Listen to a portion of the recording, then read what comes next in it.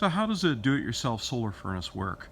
What we've got here is basically a wood frame structure that has been put together and tightly sealed as much as possible. On the surface you'll see there's some glass. Ideally you want to use polycarbonate. It's much less likely to transfer heat and lose heat through the surface. And inside we've got some galvanized steel ductwork, 5-inch ductwork, that has been painted black. The entire inside of the solar furnace itself was lined with an aluminum bubble foil, also painted black. This provides insulation, and it also provides a little bit more of a heat sink, an absorber, to catch the ultraviolet light coming off the sun.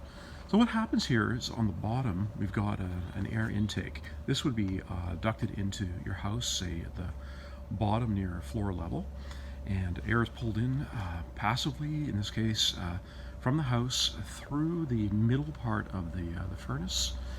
It picks up this ultraviolet light that gets easily through the glass. When it hits the absorber material, the tubes and the backing, it liberates heat in the form of infrared, and due to the longer wavelengths of infrared light, that heat is captured inside this box, like a greenhouse effect. And you'll see that it moves up towards the top to a fan, which then pulls the heat out into the house again.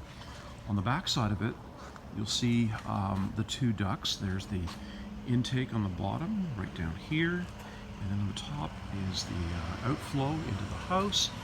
Fan can use a solar panel to power it.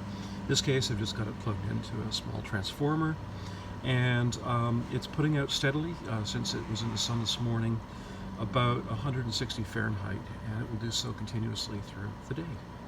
And there you've got it. You've got a way to top up the heating in your home, or to perhaps heat in a very low cost way a small structure like a shed or a garage.